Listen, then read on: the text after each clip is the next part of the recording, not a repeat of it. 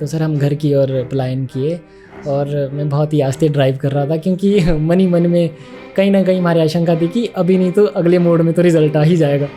तो मैं सर बहुत आस्ते ड्राइव कर रहा था। जनरली 3 घंटे लगते हैं घर पहुंचने में, मुझे 4 लग गए।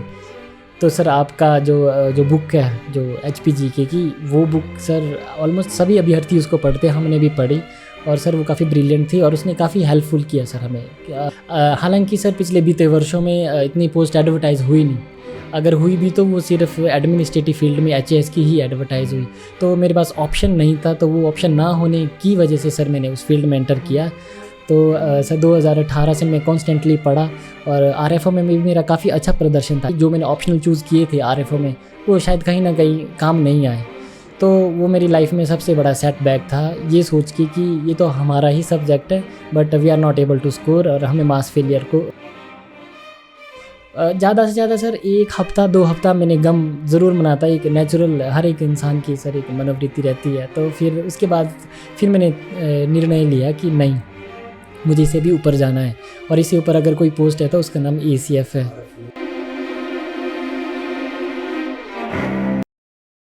नमस्कार, स्वागत है आपका जोगटा एकेडमी के YouTube चैनल में। तो आज मेरे साथ बातचीत करने के लिए इस पॉडकास्ट में है अमित झरेट, जिन्होंने recently ACF assistant conservator of forest का जो एग्ज़ाम हुआ था, फाइनल रिजल्ट आया था, उसमें रैंक 1 हासिल किया है। तो सबसे पहले अमित जी, आपको बहुत बहुत शुभकामनाएं कि आपने रैंक 1 हासिल किया है। तो आप अपनी एक ब्रीफ इंट्रोडक्शन दीजिए। वैसे तो मैं बता दूं, रोडू से हैं, हम दोनों रोडू से ही हैं। तो आप बताइए रोडू से कहाँ से और कहाँ से आपकी एजुकेशन स्टार्ट हुई और किस तरह से आपने फिर कॉलेज में एंट्री करी, मतलब पूरा जो आपका एक बैकग्राउंड रहा है स्टडी का। सबसे पहले तो मैं जोगटा एकेडमी और सुरेश जोगटा सर जी का धन्यवाद करूंगा, आपने इस प्लेटफॉर्म में हमें आमंत्रित किया। हाँ सर, जी बिल्कुल, मैं ज़िला शिमला से संबंध रखता हूँ और उसके अंतर्गत मैं रोडू तहसील और टिक्कर तहसील से संबंध रखता हूँ। और मेरा जो विलेज है वो नक्सेटली है, जो कि एक बहुत खूबसूरत नावर वैली में स्थित है। मेरा विलेज समुद्र तल से लगभग 8000 फीट की हाइट में है। और यदि मैं अपने एजुकेशनल बैकग्राउंड की बात करूं तो सर मैंने अपनी प्राथमिक शिक्षा जो है वो सरस्वती विद्या मंदिर स्कूल से कंप्लीट की थी, और उसके बाद 6th से 10th तक सर मैंने रूट्स कंट्री स्कूल से पढ़ाई की, जो कि एक बोर्डिंग स्कूल था बागी में जो कोटखाई में स्थित है। और सर जो मेरी सेकेंडरी एजुकेशन है +1 और +2 सर, वो मैंने government boys senior secondary school Jubbal से जो कंप्लीट की थी। और उसके बाद सर जो मेरी ग्रेजुएशन का फेज़ था वो 2016 से 20 का मेरा बैच था, जो मैंने doctor YS Parmar university of horticulture और फॉरेस्ट्री से कंप्लीट किया सर। और उसके बाद मेरा जो फेज़ था वो स्ट्रगलिंग था, और हम कंटिन्यूसली तैयारी करते रहे और अल्टीमेटली आज आपके साथ बैठे हैं। इसको हम थोड़ा सा ब्रेक करके समझते हैं। तो आपने स्कूलिंग वहीं से सरस्वती जो विद्या मंदिर, कहाँ पे ये सर समोली में, समोली, वहाँ से आपने पढ़ाई स्टार्ट करी, ठीक है।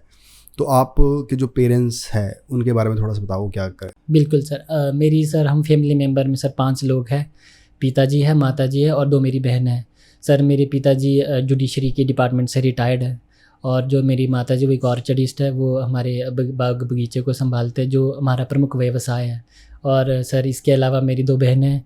एक बहन मेरी जो एल्डर वाली है उनकी शादी हो चुकी है, वो मैरिड है। और जो मेरी छोटी वाली बहन है सर, वो स्टाफ नर्स है, वो as a staff nurse job कर रहे हैं इस वक्त। अच्छा, तो जब आप वहीं पढ़ रहे थे लोकल स्कूल में, तो वहाँ जाने का मन कैसे बना, या कहाँ से आपको इन्फॉर्मेशन मिली कि जो बागी में स्कूल है ना, वहाँ पे कैसे पहुँचे आप? सर एक्चुअली बागी का जो स्कूल है वो एक हमारे लिए भी एक काइंड ऑफ नई जगह थी, क्योंकि उस टाइम जनरली जब बच्चा 6th क्लास में एंटर करता है तो 2 ऑप्शन होते हैं, या तो आपको जवाहर नवोदय विद्यालय में दाखिला उसका एंट्रांस क्वालिफाई करना है, या फिर उसके अलावा कोई बोर्डिंग स्कूल अगर अवेलेबल है तो वहाँ पे आपका दाखिला अगर हो जाता तो सर मेरे पास भी ऑप्शन था।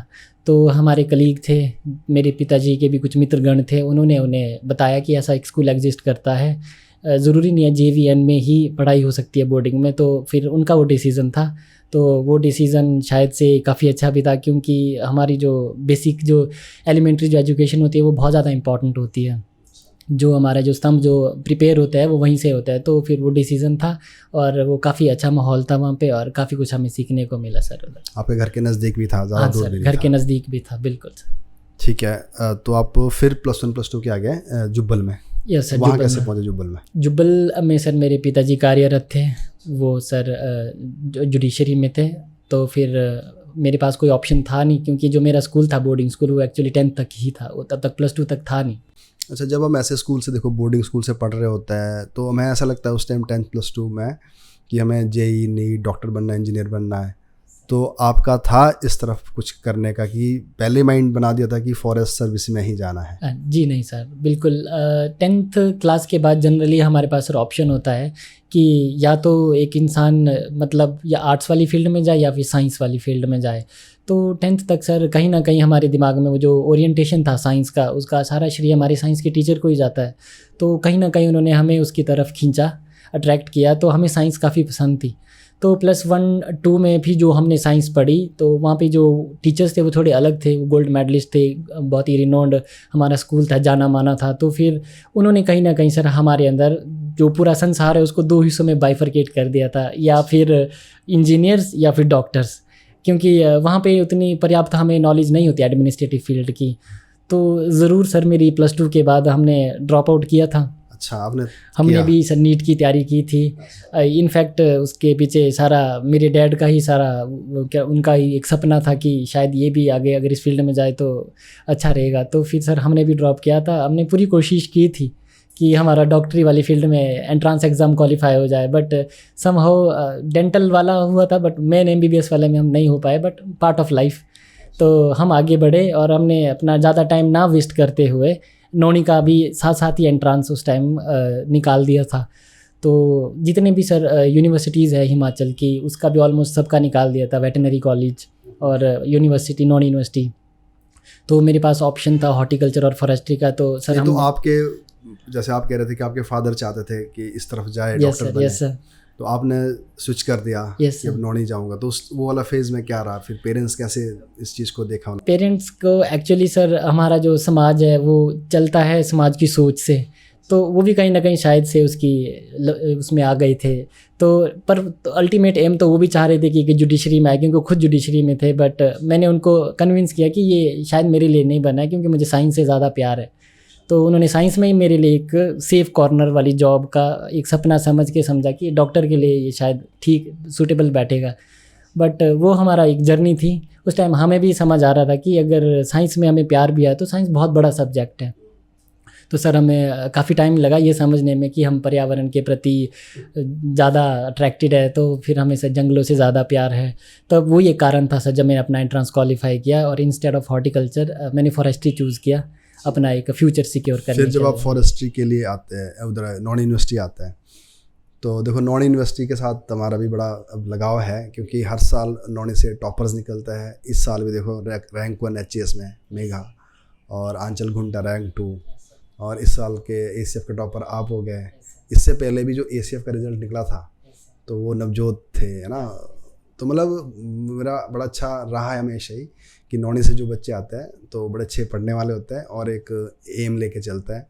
तो बहुत सारे बच्चों को जो पेरेंट्स अभी देख रहे होंगे, तो हम ये भी सोच सकता है कि जो नौनी यूनिवर्सिटी एक बेस्ट ऑप्शन हो सकता है, तो आप वहाँ के लिए भी ट्राई कर सकते हैं। ज़रूरी नहीं कि हमेशा आर्ट्स कॉलेज में जाना है या इंजीनियर डॉक्टर ही बनना है। तो ये भी एक अच्छी फील्ड है और यहाँ से आप साइंटिस्ट बन सकते हो, प्रोफेसर बन सकते हो, और सबसे बड़ी बात है जो फॉरेस्ट सर्विसेज है वहाँ पे आ सकता है, HAS में आ सकता है।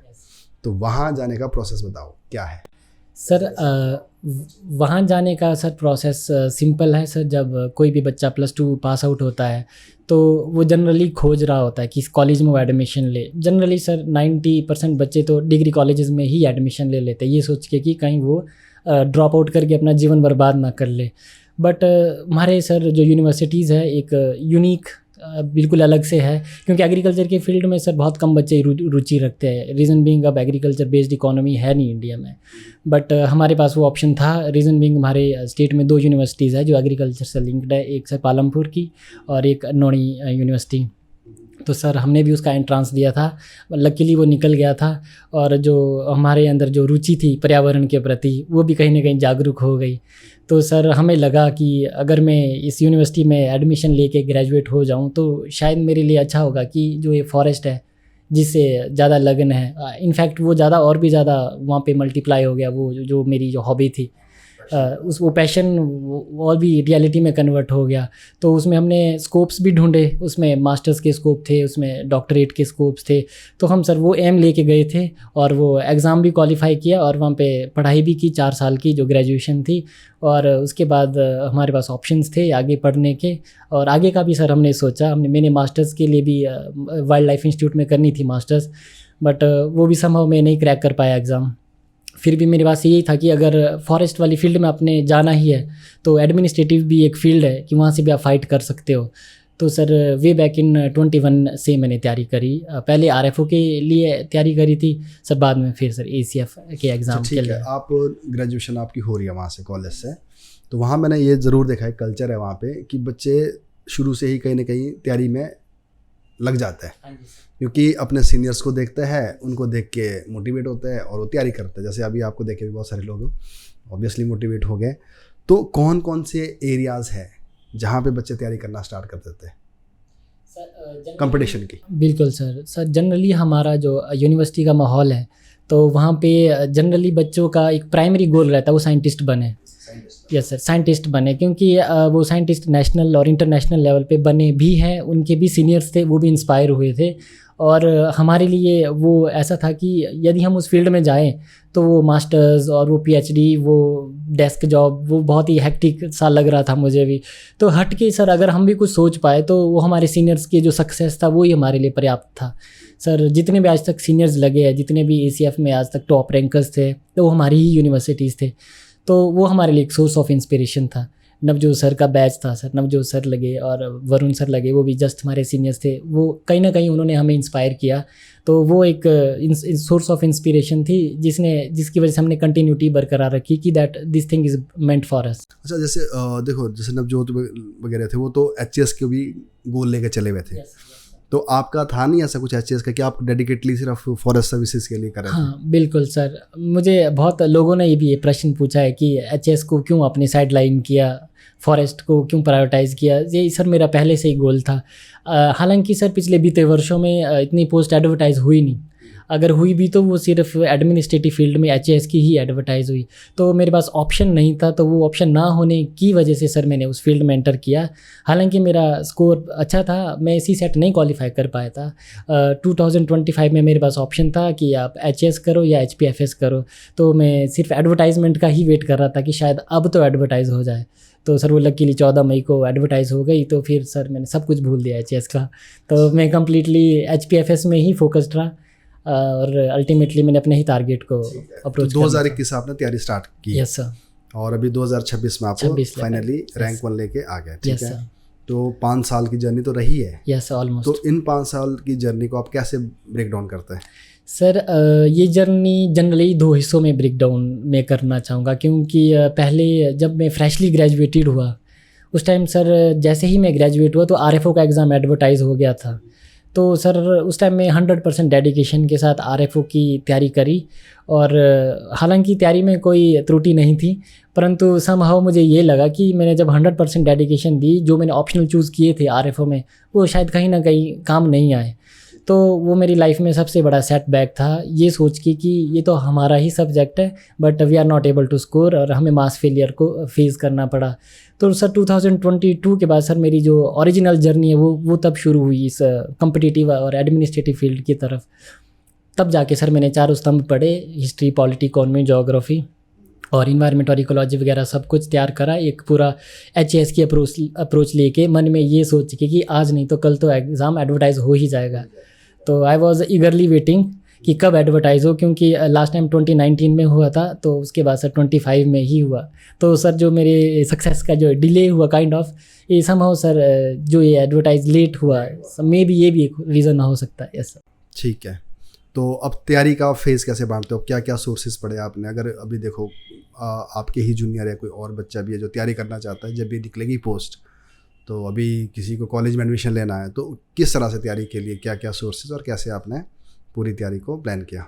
बिल्कुल सर यदि मैं अपनी ही फील्ड की बात करूं, जो सपना लेके मैं आगे बढ़ा था, तो सर मैंने तैयारी को ही दो हिस्सों में बाइफरकेट किया था सर। एक प्रीलिम्स की अलग थी और मेंस की अलग थी। सर जो प्रीलिम्स की थी तैयारी सर, उसमें सर जो 4 कोर सब्जेक्ट होते हैं sir, history, polity, economy, geography, जो हर एक जीएस का एक कोर हिस्सा है।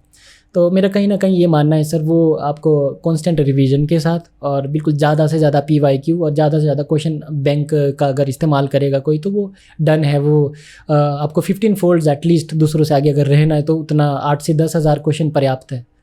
यस सर, वो मेरी एक कोर स्ट्रैटेजी थी प्रीलिम्स की, क्योंकि प्रीलिम्स के जीएस में सर मेरे कभी एरर नहीं आया लाइफ में। वो था एचएस में सिर्फ सीसेट के उस केस में। तो वो 15 फोल्ड्स आगे बढ़ने के लिए हमें सर क्वेश्चन बैंक बहुत ज़्यादा तैयार करने की ज़रूरत है दूसरों से आगे जाने के लिए। इसके अलावा सर यदि मैं मेंस की तैयारी की बात करूँ, तो सर जिस डोमेन में मैं एंटर किया हूँ, जिस फील्ड में जिस गोल को लेके मैं आगे बढ़ा था, तो सर मैंने अपनी तैयारी को सर ऑप्शनल को बहुत ज़्यादा टाइम दिया। मैंने जर्नी ऑप्शनल की शुरू कर दी थी सर 2018 से ही, जब मैं अपने कॉलेज टाइम में था। तो सर मैं 2018 से ही बैठ के चला था कि मुझे mother of plant science botany पढ़नी ही पढ़नी है, क्योंकि वो इकलौती ऐसी साइंस है सर जिसके अंदर सारे मिसलेनियस सब्जेक्ट आ जाते हैं जितने भी प्लांट साइंस बेस्ड है। तो वो मेरा एक डिसीज़न था जो मुझे आज भी लगता है कहीं ना कहीं शायद से वो बहुत ही ब्रिलियंट डिसीज़न रहा होगा। तो सर 2018 से मैं कॉन्स्टेंटली पढ़ा और आरएफओ में भी मेरा काफ़ी अच्छा प्रदर्शन था इस ऑप्शनल्स का। तो बॉटनी है सर, बॉटनी। उसके अलावा सर मैंने फॉरेस्ट्री ऑप्ट किया था पहले, क्योंकि मैं ग्रेजुएटेड उसमें था, बट मुझे वो रिज़ल्ट नहीं मिला। आरएफओ के एग्ज़ाम का जब हमारा रिज़ल्ट आया था तो सर मुझे समा वो ड्रॉप करना पड़ा। कई बार होती है कुछ चीज़ें जिनको समझ लेना चाहिए, तो फिर हमने सर ड्रॉप करा। तो फिर मैंने ऑप्शन को चेंज किया सर, हॉर्टिकल्चर की तरफ मैं स्विच हुआ।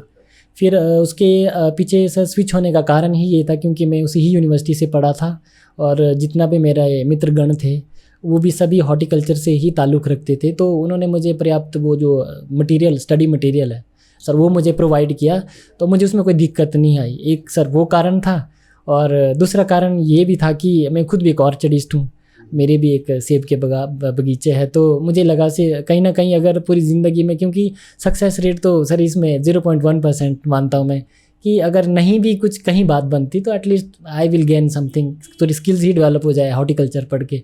वो कारण था जिसलिए सर 2 ऑप्शन चूज़ किए। बॉटनी और हॉर्टिकल्चर मेरे ऑप्शनल थे।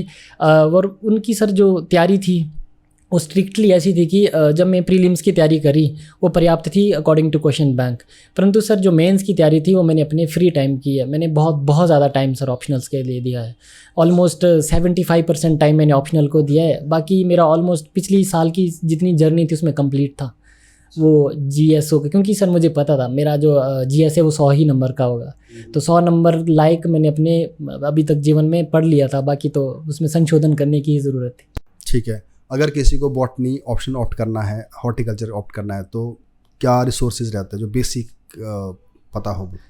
सर यदि किसी को ऑप्ट करना है, मेरा ये मानना है वो एक तो सर +1 2 उसकी सर मेडिकल बैकग्राउंड से होनी एक प्री रिक्विजिट है, ताकि उसकी थोड़ी बेसिक्स क्लियर रहे। वो एक प्री रिक्विजिट है। बाकी एनसीईआरटी से शुरुआत करना इस सबसे ज़्यादा अच्छा। मैंने भी उसी से शुरुआत की है। इनफैक्ट आज भी मेरे पास सर +1 2 के नोट्स है जो सिनॉप्सिस होती है, वहाँ से मैंने अपनी जर्नी शुरू की थी। मुझे भी डर लग रहा था पहले बॉटनी पढ़ने का। तो उसके बाद सर कॉलेजेस की बुक्स होती है सर, वो भी पर्याप्त है। फिर जब एक बार मोमेंटम बन जाता है फिर कोई यूनिकनेस नहीं लगती सर, फिर ऑलमोस्ट वो it is up to you. बाकी मैंने सर इंडियन फॉरेस्ट सर्विसेज के PYQs देखे, उसे एक ट्रेंड एनालाइज किया कि क्वेश्चन की डेप्थनेस क्या है, क्योंकि वो यूनिक है, हम उस फील्ड के नहीं हैं। तो बॉटनी का मेरा तो फॉरेस्ट्री का बैकग्राउंड था, तो वहाँ से सर कहीं ना कहीं कॉन्फिडेंस गेन होता है और जो भी बड़े बड़े जो टॉपर्स होते हैं उनके आंसर शीट्स को भी फ्रिस्क करके लग जाता है आइडिया। ठीक है, तो आंसर राइटिंग वगैरह करी कुछ आपने? यस सर, बिल्कुल सर। आंसर राइटिंग भी सर मेरी 2 फेज़ में मैंने स्प्लिट करी। ऑप्शनल की मैंने अलग से करी क्योंकि उसमें टाइम का इशू रहता ही है, और सर जीएस की तो ऑब्वियसली सर हमने पढ़ा, और बाकी आपकी एकेडमी के थ्रू भी जितने भी हमें कोर्सेज मिले उसमें भी इवैल्यूएशन अच्छे से हुई, और जो हमारी जितनी भी आंसर राइटिंग की प्रैक्टिस थी वो वही थी। इसके अलावा जितनी भी हमने की वो सेल्फ इवैल्यूएट की थी, परंतु जब एग्ज़ाम्स नियर आते हैं तो आपकी एकेडमी के थ्रू काफ़ी सपोर्ट मिला सर। और हिमाचल जी के कब से पढ़ना स्टार्ट किया, वो कैसे पढ़ा? बिल्कुल सर, हिमाचल जीके का श्रेय तो सर मैं आपको ज़रूर दूंगा, क्योंकि सर वो जो बुक है वो बहुत ही अच्छी तरीके से आपने उसमें सारे कंटेंट, बिल्कुल एक क्रिस्प कंटेंट उस बुक में डाले हैं। जब हमने भी सर अपनी जर्नी शुरू की, ऑब्वियसली प्रीलिम्स की स्ट्रैटेजी को दो हिस्सों में बाइफरकेट करना ही पड़ता है, क्योंकि 30% जो प्रीलिम्स आता है वो तो सर HPGK से ही आता है। तो सर आपका जो बुक है जो HPGK की, वो बुक सर ऑलमोस्ट सभी अभ्यर्थी उसको पढ़ते हैं, हमने भी पढ़ी, और सर वो काफ़ी ब्रिलियंट थी और उसने काफ़ी हेल्पफुल किया सर हमें। 2022 से कंटिन्यूसली मेरा कोई प्रीलिम्स में एरर नहीं आया। उसका सर कहीं ना कहीं मेरा श्रेय आपकी बुक को जाता है, और आपका इकोनॉमिक सर्वे भी। हाँ, वो 30 क्वेश्चन थे, तो आई वाज लाइक 25 से 26 अगर आपकी जेब में है तो आपकी सिलेक्शन प्रीलिम्स में पक्की है। तो इंटरव्यू की कैसी प्रिपरेशन रही आपकी और किस तरह से आपके सवाल पूछे गए? जब मेरा सर मेंस क्वालिफाई हो गया था 10 अप्रैल को, जब मेरा रिज़ल्ट आया, तो उसके बाद पहला कॉल तो मैंने आपको ही किया था इंटरव्यू के रिगार्डिंग, क्योंकि ये इससे पहले मैंने सर कोई भी इंटरव्यू में मैं अपीयर नहीं हुआ था।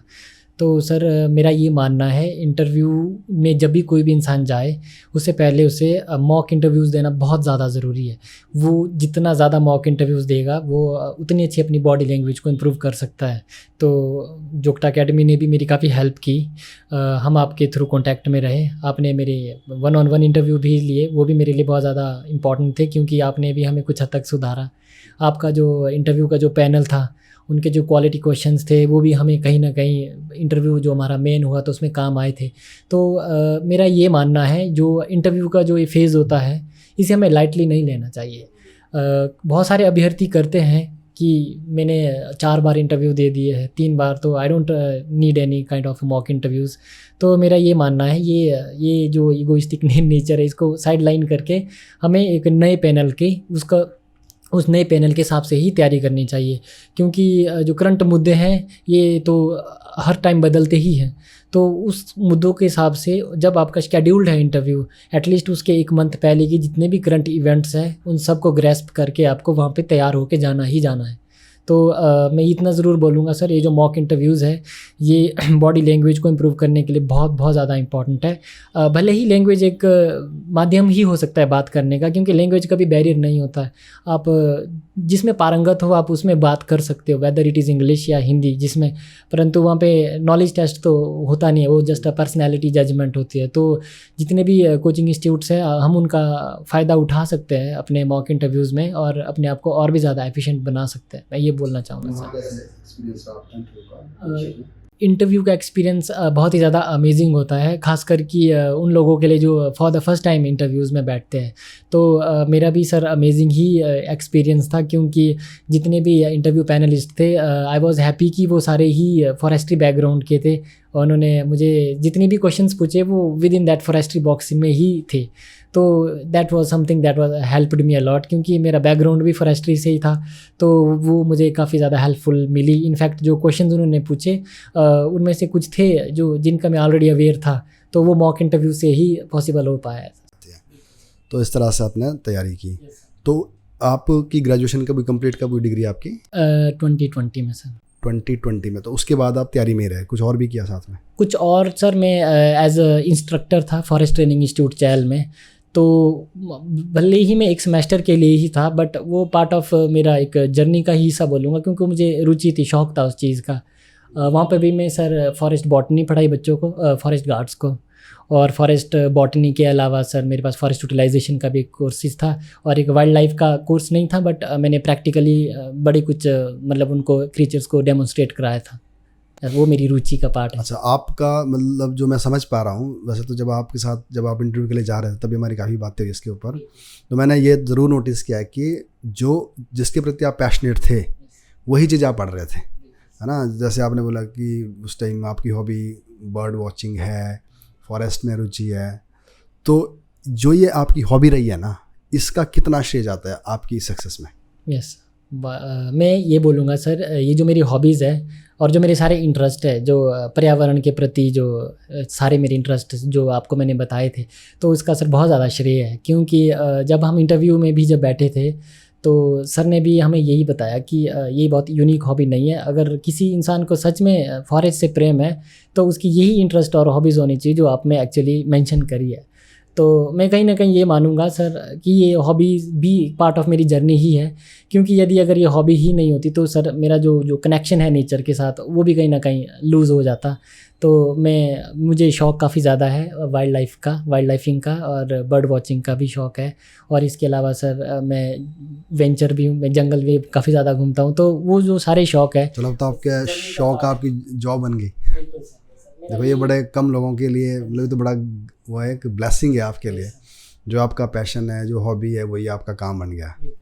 अच्छा देखो, कहीं ना कहीं एक टाइम तो लगता है इस तैयारी में, और उस टाइम एक सेल्फ डाउट भी हो जाता है, और हमारी सोसाइटी, घर वाले, रिश्तेदार भी पूछना स्टार्ट कर लेते हैं, और स्टेबल नहीं हो आप। जैसे कभी बोले आप इंस्ट्रक्टर के लिए जा रहे हो, कभी आप मास्टर करने की सोच रहे हो, तैयारी कर रहे हो, तो इस फेज़ में जो एक नेगेटिविटी भी आ जाती है ना, थोड़ा स्ट्रेस प्रेशर भी आता है, तो उसको कैसे डील करते थे आप? बिल्कुल सर, ये प्रश्न तो सर सभी अभ्यर्थियों के लिए अप्लाई होता है, क्योंकि सक्सेस आता ज़रूर है पर डिले हो जाता है सर। बट ये जो आपने बात बताई सर, ये जो रिलेटिव्स की और वो जो नेगेटिविटीज़ की, ये बात बिल्कुल सच है। क्योंकि सर पहले 2-3 साल जब मैंने भी दी थी तो उतने हर्डल्स मुझे भी नहीं देखने को मिले। फिर बाद में रिलेटिव्स भी यही बोलते हैं, हमारे मॉम डैड को प्रेशराइज़ करते हैं कि रिज़ल्ट नहीं आ रहा है तो that whether he should quit और शुड कंटिन्यू। बट मेरा कहीं ना कहीं ये मानना है सर, इस चीज़ में आपके मॉम डैड का साथ होना बहुत ज़्यादा ज़रूरी है। तो देवर विद मी, तो उन्होंने बोला कि हमें नहीं फ़र्क पड़ता कौन लोग क्या बोलता है, बट हमें विश्वास है आपके ऊपर, आपकी मेहनत पर, आप लगे रहिए। आपका जो एग्ज़ाम है इसकी पूरी जितना आपने इसको 100% तरीके से अगर आपने पढ़ा होगा तो सक्सेस आपके कदमों में ज़रूर होगा। तो वो ज़रूर थी कि मॉम डैड का साथ होना इस चीज़ को निगलेक्ट करने के लिए बहुत ज़्यादा इंपॉर्टेंट है। साथ देखो दे रहे होते हैं ना, पर कहीं ना कहीं में ऐसा भी तो हो सकता है ना कि वो भी तो एक प्रेशर फील कर रहे होते हैं पीछे से, मतलब उनको भी तो सोचना होता है बच्चों के बारे में, सोसाइटी भी थोड़ी बोलती है। तो उस कड़ी में आपको ऐसा लगा कि यार कहीं पेरेंट्स ज़्यादा सफ़र कर रहे हैं हमारी वजह से, क्योंकि बहुत सारे एस्पिरेंट के साथ ही होता है। हम 4-5 साल तैयारी करते हैं तो हमारी जो जर्नी है उनकी भी जर्नी बन जाती है ना। तो और क्या करते थे आप अपने को मोटिवेट करने के लिए और ठीक स्टेबल रखने के लिए? स्टेबल रखने के लिए सर, जो मेरे मॉम डैड थे उनको कहीं ना कहीं ये लगता था कि इसके लिए ये जो एग्ज़ाम आया है HPFS का, ये शायद से इसका अल्टीमेट गोल होना चाहिए। बट मुझे कहीं ना कहीं ये लगा कि उनका जो सर साथ था मेरे लिए, जो मेरे साथ था, वो बहुत ज़्यादा इम्पॉर्टेंट था। क्योंकि उनको ये लगता था कि यदि इसका ये नहीं हुआ तो इसमें इतने स्किल्स है, ये बहुत अच्छा एंटरप्रेन्योर बन सकता है। तो वो एक काइंड ऑफ रिलैक्सेशन था उनके मन में, एक भरोसा, उनको विश्वास था अगर यहाँ नहीं हो तो कुछ ना कुछ हो जाएगा। हाँ, कि वो इतना ज़्यादा मल्टी टैलेंटेड है, इतने अच्छे स्किल्स है उसके पास कि वो एक बहुत बड़ा साम्राज्य खड़ा कर सकता है। तो इतना अगर मॉम डैड आपको बोल रहे हैं तो उससे ज़्यादा कुछ और आपको तो चाहिए। मैं भी यही बोल रहा हूँ, जो शायद पेरेंट्स भी देख रहे हैं, एस्पिरेंट्स भी देख रहे हैं, तो ये बात ज़रूर समझनी चाहिए कि ऐसा नहीं है कि सिर्फ एक एग्ज़ाम ही ज़िंदगी डिसाइड करता है, और अगर कोई करने वाला होगा वो बहुत कुछ कर सकता है। और इस पूरी जर्नी में पेरेंट्स का साथ होना बड़ा ज़रूरी है। उनके एक एक जो शब्द होता है वही मोटिवेशन का काम भी करता है, और वही उस तैयारी में बना के भी रखता है। तो अच्छा, एक चीज़ और है यहाँ पे, तो चलो ये पेरेंट्स वाला एंगल है। तो मैंने देखा कि आपके कॉलेज में, जैसे मैंने बताया कि इन्वायरमेंट, एक कल्चर है तैयारी करने का, और जूनियर सीनियर का बड़ा अच्छा एक यूनिटी रहती है, कोऑपरेट करते हैं आपस में। तो क्या माहौल है वहाँ का इस टाइम यूनिवर्सिटी में? मैं बड़ा क्यूरियस रहता हूँ जानने के लिए कि ऐसा क्या माहौल रहता है वहाँ पे, तो क्या चीज़ें वहाँ की प्लस पॉइंट है जो मतलब आपको हेल्प करता है? बिल्कुल सर, जिस यूनिवर्सिटी से सर मेरी पढ़ाई हुई है, तो सर वहाँ पे जितने भी सीनियर्स थे, ऑब्वियसली उनका भी सक्सेस था, उनकी भी एक सक्सेस जर्नी थी। तो उन जर्नी से भी हम इंस्पायर हुए थे, और उस जर्नी से इंस्पायर होते होते सर वो जो एक ब्रदरहुड जो किसी एक कॉलेज में बनता है, हालांकि हमने देखा है वो जो ब्रदरहुड है वो एक क्लास तक सीमित होता है, बट हमारे केस में सर हमारी फील्ड ही इतनी यूनिक है। हमारे से 10 साल पीछे वाले बैच वाले और 10 साल आगे वाले बैच वाले, वो सब में जब एक टैग लग जाता है कि ये इस यूनिवर्सिटी से पढ़ा है, नोनी से पढ़ा है, तो एक सेंस ऑफ ब्रदरहुड रहता ही है sir, irrespective of his occupation कि वो क्या कर रहा है। He may be doing nothing, he may be doing everything, but वो एक जो सेंस ऑफ ब्रदरहुड है सर, वो मैंने वहाँ से सीखा। और बहुत ही हेल्पफुल और कोऑपरेटिव जितने भी मुझे वहाँ पे मेरे मित्रगण मिले, आज भी सर जहाँ पे भी मैं जाता हूँ तो हमारी एक यूनिक बॉन्डिंग है, वो जो डिफरेंट, अगर मैं पढ़ाई से थोड़ी अलग से हट के बात बात करूँ तो वो सिर्फ उसी ही यूनिवर्सिटी में हमें मिली और वो कहीं मिल भी नहीं सकती थी। तो शायद मुझे लगता है सर ये जो सेंस ऑफ ब्रदरहुड है यही एक ऐसी चीज़ है जिसकी वजह से हम एक दूसरे से बात भी कर पाते हैं और सबकी सक्सेस स्टोरी को भी कोट कर पाते हैं और आगे की ओर बढ़ने का एक हमें एक मौका भी मिलता है। तो आपके यूनिवर्सिटी के जो प्रोफेसर है वो तो बड़ा प्राउड फील करते होंगे, जैसे इस साल का रिजल्ट देखो आप, रैंक 1, रैंक 2 और ACFA रैंक 1, तो उनसे मुलाकात हुई आपकी भी? यस सर, सबसे हमारे सर डीन सर से मुलाकात हुई तो देवर सिंह की हम तो एक्सपेक्ट कर रहे थे कि आपका आना ही रैंक 1 चाहिए, क्योंकि नोनी की एक लीगेसी बनी है सर ECF के एग्ज़ाम में। तो उनका भी मानना था कि 2002 और 3 से कंटिन्यूसली रैंक 1 नोनी से ही आया है ECF एग्ज़ाम में, तो you have proved it again. तो वो हैप्पी थे, देवर हैप्पी। अच्छा, आपके जो जूनियर है अभी वो भी ऑब्वियसली आपका देखेंगे पॉडकास्ट? बिल्कुल सर। तो अगर उन्होंने तैयारी करनी है, HSC करनी है, चाहे फॉरेस्ट सर्विसेज करनी है, तो कुछ 5 स्टेप्स ऐसे बताओ कि जो उनको फॉलो करने चाहिए, क्योंकि देखो तैयारी तो एक जैसी होती है सभी एग्ज़ाम की, है ना? तो क्या हो सकते हो? मेरा ये संदेश रहेगा, यदि कोई जूनियर इस पॉडकास्ट को देख रहा है तो खास करके हमारी यूनिवर्सिटी और कोई भी अभ्यर्थी, जितने भी एस्पायरेंट्स हैं, इसमें सीरियसनेस बहुत ज़्यादा इम्पॉर्टेंट है। यदि आप इस फील्ड में एंटर करना चाहते हो, कभी कॉम्प्रोमाइज़ मत करिए। या तो आप मास्टर्स करना चाहते हो वो पूरी 100% डेडिकेशन के हिसाब से करिए। कभी भी मास्टर्स और तैयारी को कोलैब मत करिए, क्योंकि वो एक बहुत ही अनहेल्दी डिसीजन रहेगा। यदि आपको तैयारी करनी ही है यूनिवर्सिटी में बैठ के या किसी भी कॉलेज के बच्चे पूरे हिमाचल प्रदेश में, तो मेरा ये सुझाव रहेगा कि अपने ऑप्शनल और अपने एक रोड मैप ज़रूर तैयार कीजिएगा। विदाउट रोड मैप आप नहीं फाइट कर सकते हो, क्योंकि इसमें मल्टी प्रोन्ज्ड स्ट्रैटेजी रहती है, प्रीलिम्स की अलग, मेंस की अलग, और जो जितने भी वीक पॉइंट्स हैं उनको स्ट्रॉन्ग करने की बहुत ज़्यादा ज़रूरत है। अब जब बच्चा कॉलेज के जब फाइनल ईयर में होता है, मेरा ये मानना है उस टाइम हमें एक जनरल रिव्यूज़ के साथ पढ़ लेना चाहिए, चारों स्तंभ समझने चाहिए, हिस्ट्री, पॉलिटी, इकोनॉमी, जोग्राफी, ताकि वो कॉन्फिडेंस बिल्डअप होके, क्योंकि प्रतिस्पर्धा बहुत ज़्यादा हो गई है। मेरा कहीं ना कहीं मानना है उस कंपटीशन से अगर आपने बचना है तो तैयारी थोड़ा जल्दी भी करनी चाहिए, पर उस जल्दी के चक्कर में सर ये जो कॉलेज लाइफ है वो कॉम्प्रोमाइज़ नहीं करनी, वो बहुत इंपॉर्टेंट है। क्योंकि सर अब ये जो जेन ज़ी का जो ट्रेंड चला है कि +2 के बाद कहीं पे भी फेक कॉलेजेस में एडमिशन लेके वो सीधी UPSC और HPPSC के रास्ता चुन लेते हैं जनरली। मेरा ये मानना है कि लाइफ बहुत प्रीशियस है, बहुत छोटी है। College life is like God gifted, ये कभी वापस नहीं आ सकते। कहा कॉलेज में एक बॉन्ड बनता है, दोस्त बनते हैं, वो बहुत ही अच्छी चीज़ है, वो पढ़ाई से बहुत ऊपर है। क्योंकि लाइफ का अल्टीमेट गोल यही नहीं है कि आपको एक सरकारी जॉब ले लो, वो जो ब्रदरहुड जो गिफ्ट में मिलता है वहाँ पे कॉलेज में सर, वो बहुत ज़्यादा ज़रूरी है। इसलिए मेरा ये सजेशन रहेगा कि कॉलेज लाइफ 100% इन्जॉय करो, उसके बाद तैयारी करना ज़्यादा अच्छा रहेगा मेरे ख्याल से। अगर आपने इस बैलेंस बना के भी कर सकते हैं, कॉलेज में रहो आप और साथ में तैयारी। कॉम्प्रोमाइज्ड लाइफ नहीं होनी चाहिए वहाँ पे कि ये कि सब एक साइड कर दिया और तैयारी ही करी। तो मेरा ये सुझाव रहेगा सर, वो अलग और तैयारी अलग। और बट हाँ, अगर कंपटीशन को मद्देनज़र में रखना ही है तो थोड़ा आपको सतर्क ज़रूर रहना है पहले से। ठीक है। अच्छा, जिस दिन रिज़ल्ट आया आपका और आपका रैंक 1 आया, ठीक है, तो कहाँ से आपको खबर मिली और क्या आपका उस टाइम रिएक्शन था और आपकी फैमिली का क्या रिएक्शन था इसके ऊपर? बिल्कुल सर एक्चुअली मेरा सर 2 तारीख को इंटरव्यू था, 1 और 2 को हमारा सर इंटरव्यू शेड्यूल हुआ था एक्चुअली। तो मेरा 2 तारीख को ही मतलब पैनल ने मुझे बुलाया था, तो मेरा सर 6th नंबर था आउट ऑफ 9 कैंडिडेट्स। तो सर मेरा 6th नंबर एक्चुअली लंच से पहले कोइंसाइड हो गया। तो सर मेरा इंटरव्यू 12:30 से 1:03 तक ही चला। तो सर उसके बाद मैं फ्री था। ऑलमोस्ट आई वॉज थिंकिंग कि मेरा इंटरव्यू अच्छा हुआ या बुरा हुआ वो डिसाइड होगा मेरे सीनियर की कॉल्स पे, जो मैंने आपको ब्रदरहुड की बात करी।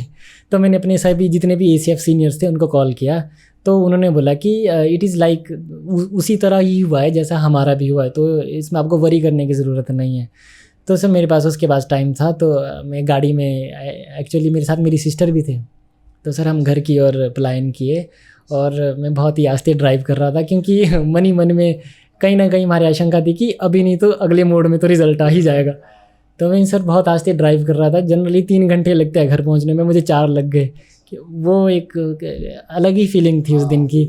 एक डर भी होता है और एक पॉजिटिविटी भी होती है कि नहीं हो ही जाएगा, नहीं क्या पता नहीं हो, क्योंकि रिज़ल्ट आइदर हेड और टेल। तो सर मैं घर में पहुंच गया था, अब टाइम तो मुझे याद नहीं, पर शाम को मैं पहुंच ही गया था कैसे ना कैसे मैनेज करके, उसी ही ड्रेसअप में जिसमें मैंने इंटरव्यू दिया था। तो सर मैं जैसे ही घर में बैठा तो आई वाज वंडरिंग कि रिज़ल्ट अभी तक तो आ ही जाना चाहिए था। तो बट मैंने ज़्यादा से ज़्यादा 20-25 मिनट वेट किया और मैं बात नहीं कर रहा था किसी के साथ, ना मॉम डैड, सब कुछ अब अपने कॉर्नर में। तो देवर लाइक कि तो वो तो यही मुझे कंसोल कर रहे थे कि नहीं भी हुआ तो you have done achieve great thing, कि यहाँ तक पहुँच गए आप। बट अल्टीमेटली सर रिज़ल्ट आया तो फिर वो पापा को ही पहले कॉल आया, तो फिर वी वर लाइक कि हो गया, और वो रैंक 1 के साथ। तो फिर उसके बाद की फीलिंग तो सर शब्दों में नहीं बयां हो सकती, क्योंकि वो मिक्स था, वो जॉय भी था, इमोशंस भी थे, सब कुछ एक साथ वहाँ पे कोलैब हो गया। तो बहुत प्राउड मोमेंट था मेरे खुद के लिए भी। मुझे लगा कि ठीक है रिज़ल्ट, पेरेंट्स भी साथ थी, तो सर तो काफ़ी ज़्यादा एक मिक्स्ड फीलिंग थी। तो रैंक को प्रिडिक्ट तो करना सर बहुत टफ है। मुझे भी दोस्तों का फ़ोन आया कि रिज़ल्ट तो आ गया कि पर तेरा नाम सबसे पहले आ गया। तो वो मेरे लिए सर बहुत प्राउड मोमेंट थी। मुझे खुद को लगा कि मैनिफेस्टेशन की पावर में है बहुत ज़्यादा। अगर आप मैनिफेस्टेशन में क्या उसका प्रिंसिपल को फॉलो करें, मैं भी बहुत मैनिफेस्ट करता था कि I want to be a top ranker. कैसे, क्या किस टेक्निक से करते थे आप? मेडिटेशन करते थे या वैसे ही? मैनिफेस्टेशन का सर सिंपल सा रूल था, क्योंकि वे बैक इन 2022 में मैंने भी एक नोट लिखा था खुद के लिए सर, जब मैं फेल हुआ था RFO में, कि मैं एक दिन ACF ऑफिसर बनूंगा। वो मुझे डेट याद है सर, मैंने लिखा था वो अक्टूबर 2022 में लिखा था वो, that I will become an ACF officer. वो एक सेल्फ नोट था एक, कि ताकि मैं हर दिन सोच सकूं कि भी मेरा कुछ गोल है लाइफ में। तो सर अल्टीमेटली आज वो दिन आ गया है जब मुझे वो फिर से साइन करना पड़ेगा। मैंने उसमें एक कॉलम ब्लैंक रखा है डेट ऑफ ज्वाइनिंग का। अच्छा। वो मेरे लिए सर सबसे बड़ा सोर्स था कि आई हैव रिटन समथिंग, और वो ब्लैंक नहीं रहना चाहिए। तो मतलब आप बोलो कि जब आपके जीवन में एक फेलियर आया, यस सर, ये आया 2022 में, 22 में, यस सर, और 2026 में आप सेलेक्ट हुए। तो फेलियर होने के बाद इंसान टूट जाता है। तो आपने वहाँ लिखा कि भाई एक दिन मैं ACF ऑफिसर बनूंगा और नीचे कॉलम छोड़ा, डेट ऑफ ज्वाइन करूंगा उस दिन मैं इसको सिग्नेचर के साथ भर दूंगा। तो वो दिन अभी आना है, वो अभी दिन आना है, क्योंकि सर हमारी ज्वाइनिंग अभी हुई नहीं है। अच्छा ठीक है। तो वो मोमेंट था आपका ना, जब आप अपने को सबसे बड़ा फेलियर मानते हो, है ना? और फेलियर तो था ही नहीं इस हिसाब से, क्योंकि उस दिन तो आपने अपने लिए एक बड़ा गोल सेट कर दिया था, तो सक्सेस होने के हिसाब से बिल्कुल। तो उसको हम फेलियर मान के चलते हैं भी, और आज सक्सेस है। तो दोनों में आपकी जो एज की मैच्योरिटी है वो भी थोड़ी सी उस टाइम कम थी, ज्यादा है, अब ज्यादा है ना? उस टाइम आपने गोल सेट किया, आज एक्चुअल गोल आपके पास आ गया है। तो उन दोनों को कैसे आप कंपेयर करते हो, दोनों मोमेंट्स को?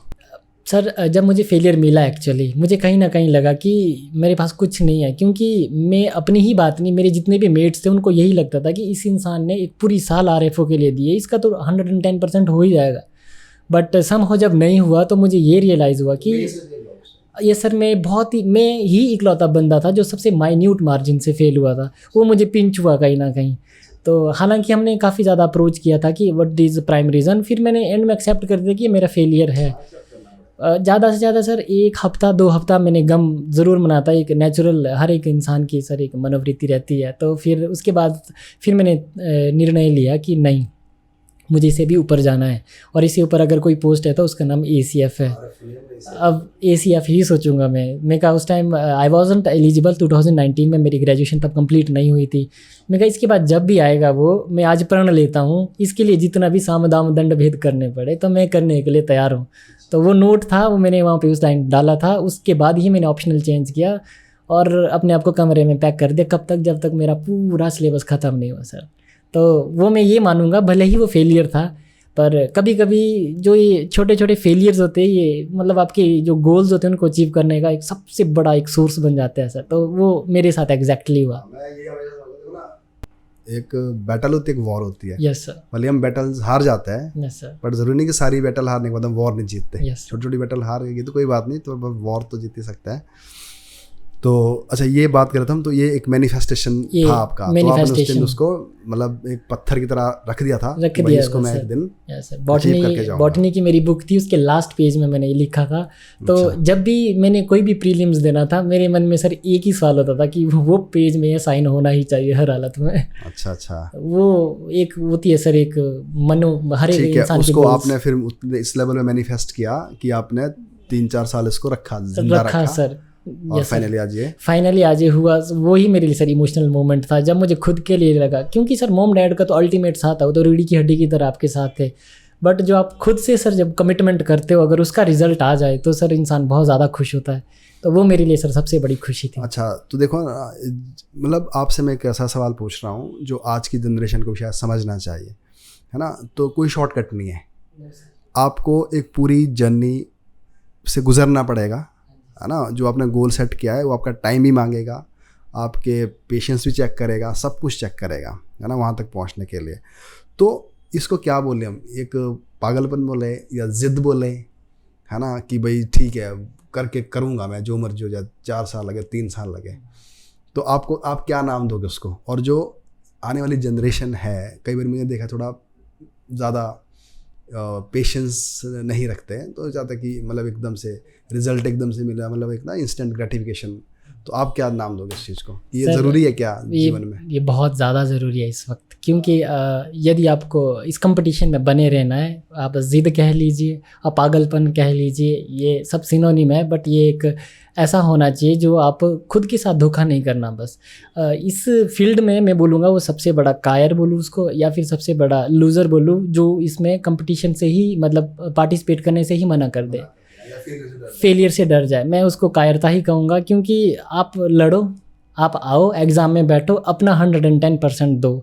अगर आप पार्टिसिपेट कर रहे हो दैट इज़ गुड, बट जो आपने खुद के साथ जो आपने प्रॉमिस किया है, वो प्रॉमिस और वो कमिटमेंट में आप कितने उतरते हो, वो पागलपन हो सकता है। उसके लिए आपको दिन रात मेहनत करके अपने आप को प्रूव करना है दुनिया बाद में खुद को, कि that I have committed something, I want to देखो ना, अचीव। कई लोग ऐसे भी मेरे से पूछते हैं सवाल, सर क्या ज़रूरी है 3-4 साल इतने पागलपन के साथ तैयारी करना, दोस्ती छोड़ देना, घर वालों से दूर रहना, और उस चीज़ के लिए आप तैयारी कर रहे हो जहाँ सक्सेस बिल्कुल भी, जैसा आप बोला, कुछ पॉइंट ही है ना। तो इतना ज़्यादा स्ट्रेस लेना, 4-5 साल गंवाना, और फिर भी क्या होता सक्सेस मिले ना मिले, है ना। तो एक पार्ट ये भी है जनता का जो ये सोचती है, तो उनको क्या जवाब दोगे फिर आप?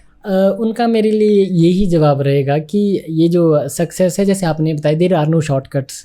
इसके लिए आपको, जब आपने एक बार गंतव्य को सोच लिया है कि ये मुझे अचीव करना है, आपको सारे रिलेटिव्स, आपको सारा सोशल जितना भी समाज है उससे कोई फ़र्क नहीं पड़ना चाहिए, क्योंकि वो आपने सर अपने खुद के साथ कमिटमेंट किया है। हमें भी पता है सर, जब हमारा भी स्ट्रगल फेज़ था, हमने भी सारा सामाजिक जीवन छोड़ दिया था, सोशल मीडिया छोड़ दिया था, लोगों के फंक्शंस में जाना छोड़ दिया था। फिर कहीं ना कहीं हमें लगता था ये हमें इन्हें प्रूव करने के लिए नहीं छोड़ा है कि कल दिन हम बहुत बड़े ऑफिसर बन जाएंगे, कि आओ मुझे देखो मैं ऑफिसर बन गया। नहीं, वो जो मैंने सर आपको कमिटमेंट बताई खुद से करनी, मैंने उसको खरा, जब तक वो कंप्लीट नहीं हुई, that is for me only until unless it is achieved. हालांकि कई, हाँ, वो मेरी पर्सनल विल है, उसमें मुझे लोग बोलेंगे, एक बार बोलेंगे, 2 बार ही, इसका कोई सामाजिक जीवन नहीं है। बट मेरा ये मानना है, जब आप उस शिखर पर पहुंच जाते हो, आपका सामाजिक जीवन ही आपका सब कुछ है, फिर आपके पास सब कुछ है। At least you have achieved your goals, जो आपने खुद के साथ कमिटमेंट करी थी। तो मैं सबको सर यही बोलना चाहूँगा कि वो कमिटमेंट करना बहुत ज़्यादा ज़रूरी है खुद से, कि that I want to achieve something, but इसमें फेलियर के चांसेस भी बहुत ज़्यादा है। ऐसे मैंने बहुत से केसेस देखे जो इसी को ही अपना जीवन मान लेते हैं। कुछ लोग की भी सरकारी जॉब है, एक बार नहीं मेंस हुआ, 2 बार लिख दिया, 3 बार, ठीक है सर, मेरा पर्सनल ये मानना है 2, 3, 4 साल पर्याप्त है। उसके बाद ये तैयारी का और ये मंजर को एक तजुर्बा समझ के छोड़ देना चाहिए। और दुनिया बहुत बड़ी है, और ये बहुत छोटी चीज़ है।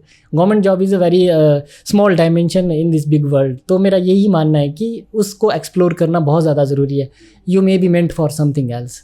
हाँ, तो मुझे भी यही लगता है। देखो ना, कई बारी एक सेक्शन सोसाइटी का ये सोचता है, यार तैयारी कर ली तो आपने अपना जीवन ख़राब कर लिया, बट आपका जीवन बनाया भी तो है उस तैयारी ने। अगर आप कुछ और करोगे तो भी बेहतर करोगे। देखो, जैसे मैंने भी तो तैयारी करी है, शायद अगर मैं नहीं वहाँ पहुँच पाया, चलो ठीक है, आज आप लोगों से बातचीत कर लेता हूँ तो कंपनसेट हो जाता है, मुझे ज़्यादा खुशी मिलती है। तो क्योंकि उसी के रिलेटेड मैंने कुछ और भी एक्सप्लोर किया है। अच्छा, एक वर्स्ट सिचुएशन लेते हैं, अगर आपका नहीं होता इस बारी भी, और फिर देखो पता है आपको कि अगर ये जॉब्स दोबारा तो पता नहीं 2 साल के बाद कब आती, अगर नहीं होता इस बारी, तो उस नोट का क्या करते आप, और खुद किस दिशा में जाते आप? सर ये प्रश्न बिल्कुल मैं बोलता हूँ कि जब भी कोई भी अभ्यर्थी तैयारी करता है, उसके पास जब भी वो सोचता है, मैनिफेस्ट करता है कि कल दिन मैं उस कुर्सी पे बैठूंगा, तो उस मैनिफेस्टेशन के साथ सर एक नेगेटिव सेंस ऑफ वाइब भी आती ही है कि आई मे नॉट बी देयर। तो मेरा कहीं ना कहीं ये था कि मैं ये मान लूँगा कि जो मैंने कमिटमेंट की है, जो मैंने जो गंतव्य अचीव किया, शायद मैं इसमें खरा नहीं उतर पाया, बट मेरे लिए मेरा जीवन बहुत ज़्यादा कीमती है। मैंने जितना इसमें देना था उतना मैंने दिया, बट अगर मेरा नहीं भी हुआ, मेरे लिए पर्याप्त जीवन है। मेरे माँ बाप ने बहुत कुछ किया है, मुझे समाज वाले लोगों से कुछ लेना देना नहीं। वो मुझे मेरे चरित्र पे कुछ भी बोले, मुझे उससे कुछ फ़र्क नहीं पड़ता। मैं आगे की ओर ज़रूर बढ़ता और मेरे जितने भी स्किल्स हैं उनको और भी ज़्यादा डाइवर्सिफाई करता और एक बहुत ही अच्छा एंटरप्रेन्योर बन के उनको।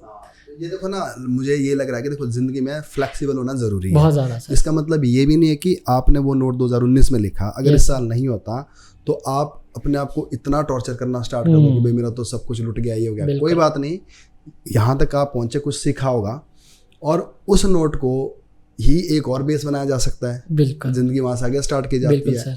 तो कहने का मतलब ये भी है कि थोड़ा सा फ्लेक्सिबल होना ज़रूरी है। फ्लेक्सिबल होना ज़रूरी है।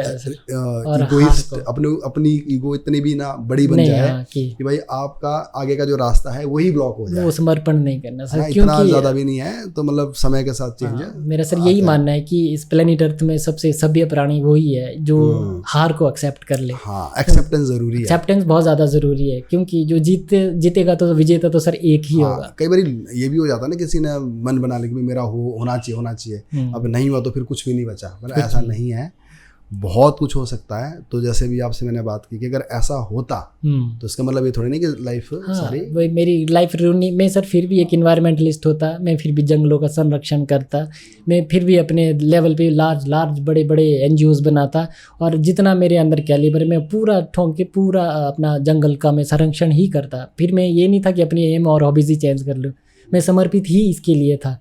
इसका कहने का मतलब मेरा यही हुआ कि सरकारी जो गवर्नमेंट की सीट है वो ही आपका सक्सेस पर्याप्त नहीं है, वो नहीं डिसाइड कर सकते। अच्छा, तो अब बात करते हैं, जैसे जब आपका हुआ, सिलेक्शन हुआ, रैंक आया, है ना, तो ACF इतनी बड़ी पोस्ट है, तो आपके इर्द गिर्द गाँव में, इलाके में, शहर में, तो क्या आपको मैसेज आना स्टार्ट हुआ? कैसे, मतलब कैसा आप सोसाइटी का जो रिएक्शन है वो कैसा देखा आपने? बिल्कुल सेम था, चेंज था, क्या था उसमें? एक्चुअली सर मैं घर में थोड़ा कम ही रहा हूँ भी, तो बहुत कम टाइम के लिए। तो मेरा नाम तो सब जानते थे, बट मेरी शक्ल शायद में भी कुछ बहुत बड़ा गांव है और पंचायत भी बोलूँगा मैं, तो फिर वो भूल से जाते हैं कि हाँ ये ऐसा भी कोई इंसान एग्जिस्ट करता होगा। तो जब सब रिज़ल्ट आया तो एक सेंस ऑफ एक्नॉलेजमेंट होना शुरू हो गया, तो सबके फ़ोन आना शुरू हो गए। सबसे पहले तो प्रधान का ही फ़ोन आता है, तो फिर उन्होंने एक्नॉलेज किया, और जितने भी बड़े बड़े लोग हैं जो हमारे गांव से, जो भी रिटायर्ड ऑफिसर्स हैं, उन्होंने एक्नॉलेज किया, क्योंकि उनको एक्चुअली पता था कि ये जो कंपटीशन है, ये जो पोस्ट है, इसका एक्चुअली में क्या महत्व है। तो उन लोगों के द्वारा सर मुझे एक्नॉलेजमेंट मिली, न्यूज़ चैनल्स के माध्यम से एक्नॉलेजमेंट मिली। हालांकि जो गांव के कुछ ऐसे लोग होते हैं जिनको नहीं था पता इस पोस्ट के बारे में, क्योंकि यूनिक चीज़ थी उनके लिए, तो उन्हें भी सर एटलीस्ट इस एग्ज़ाम क्वालिफिकेशन के थ्रू पता चला कि एक ऑफिसर है जो DFO के साथ बैठता है, तो he is also a gazetted officer class 1 rank. हाँ, थोड़ा ये भी बताओ आपको ना, जो व्यूअर्स हैं उनको पता चले कि क्या हायरार्की होती है, बिल्कुल सर, ये कौन सी पोस्ट है? बिल्कुल सर, वन का फॉरेस्ट का जो डिपार्टमेंट है, ये one of the oldest department है। तो इसे हिमाचल प्रदेश का काफ़ी ज़्यादा रेवेन्यू चला है पास्ट में, अगर मैं ब्रिटिश के टाइम की बात करूँ तो। सर उसके बाद जब हमें आज़ादी मिली, आज़ादी के बाद भी जब इंडियन फॉरेस्ट सर्विसेज के जब एग्ज़ाम कंडक्ट कराना किया सर संघ आयोग ने, तो हिमाचल प्रदेश ने भी कंडक्ट कराने साइमल्टेनियसली शुरू किए। तो तब से सर जो भी फॉरेस्ट का जो मैनेजमेंट रहता है वो सर इन ऑफिसर्स के थ्रू ही होता है। तो इसमें सर सबसे छोटे लेवल पे एक बीट होती है, एक बीट के जो वॉच डॉगर्स होते हैं उनको वॉच डॉग करते हैं आपके बीट ऑफिसर्स, उनको फॉरेस्ट गार्ड्स भी बोलते हैं, बीट ऑफिसर्स। और सर बीट से थोड़ी बड़ी रेंज होती है, बहुत सारी बीट की कलेक्शन को एक रेंज बोलते हैं सर। रेंज के जो करता धरता होता है वो RFO साहब होते हैं, range forest officers. Yes sir, फिर बहुत सारी सर रेंजेस को जोड़ के एक डिवीजन बनती है। फिर सर उस डिवीज़न के जो पूरा वॉच डॉग करते हैं वो एक DFO साहब या फिर DCF भी कह सकते हैं, उन्हीं को ही असिस्ट करते हैं sir, assistant conservator of forest.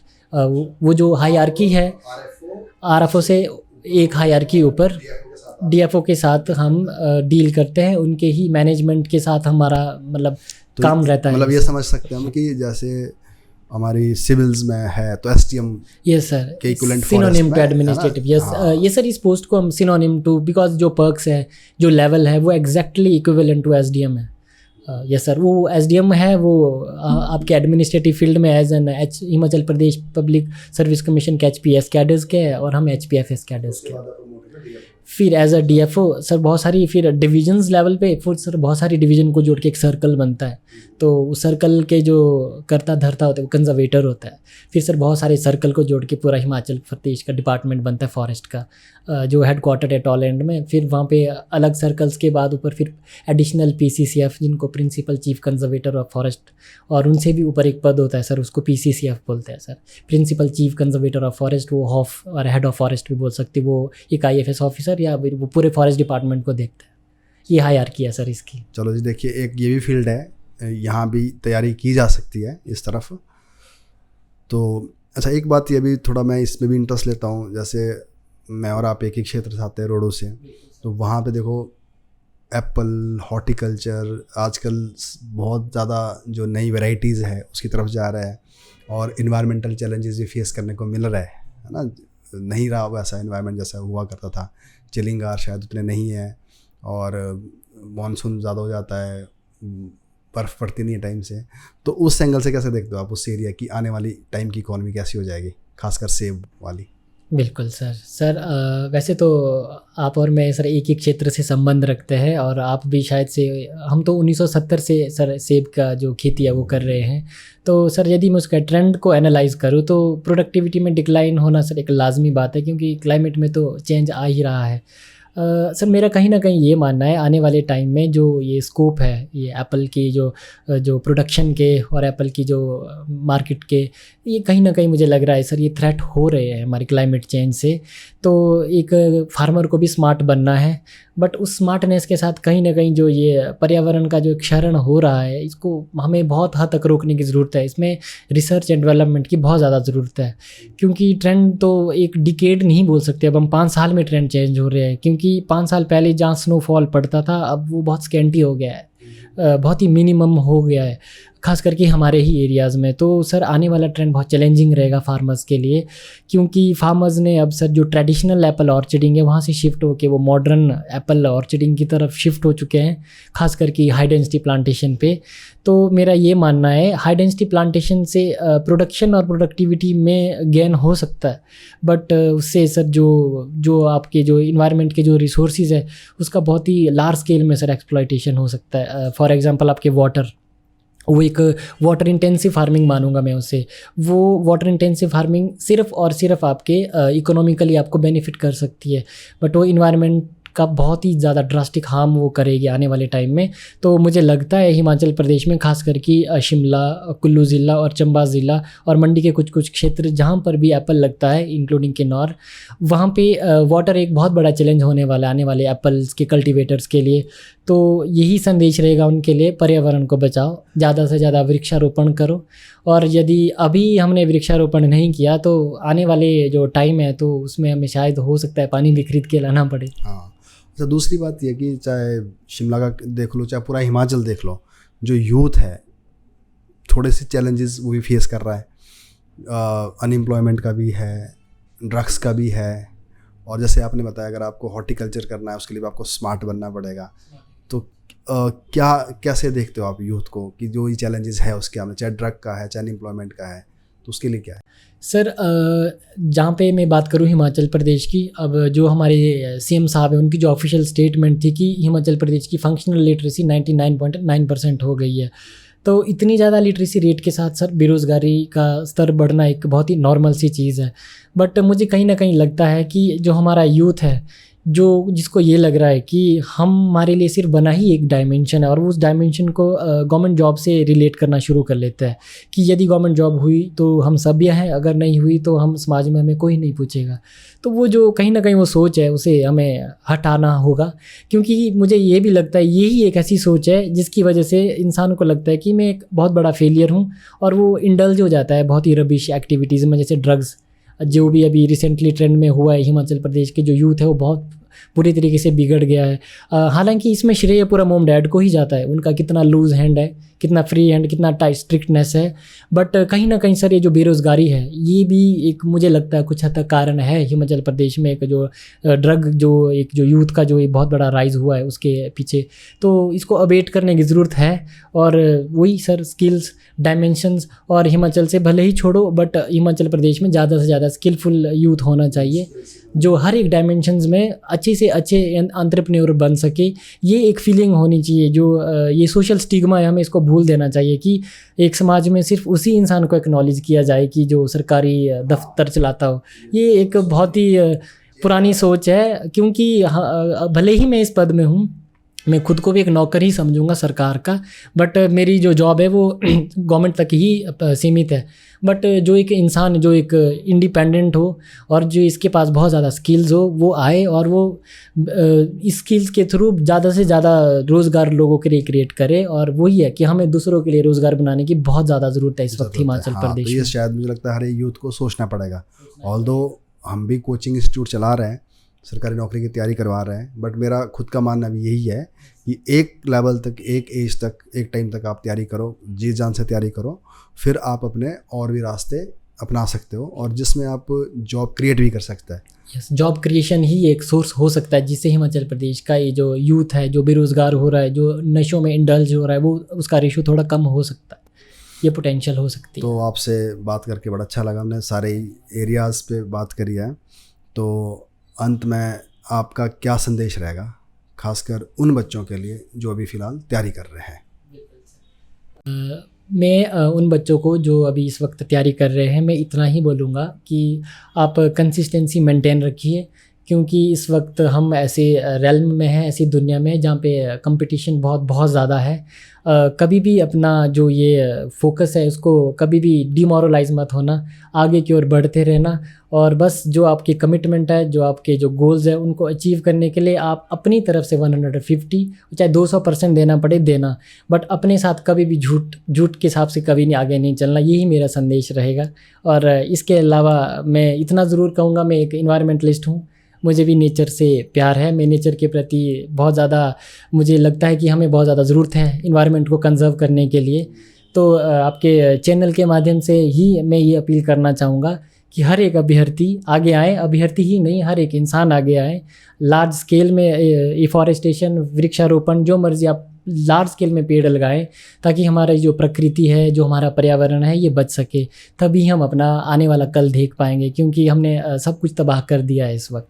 ये मेरा सबसे बड़ा संदेश है। आगे के भविष्य के लिए, जीवन के लिए बहुत बहुत शुभकामनाएं। जो नेचर के प्रति आपकी जो ये पैशन है, कमिटमेंट है, अब आपको वो ओहदा मिल गया है जहाँ पे आप अथॉरिटी के साथ इसको फुलफिल कर पाओगे। बिल्कुल सर। तो मैं फिर से आपको शुभकामना देता हूँ। आप जाए, हिमाचल गवर्नमेंट में बढ़िया से सर्विस दे और हिमाचल के जो जंगल है उनको बचाए।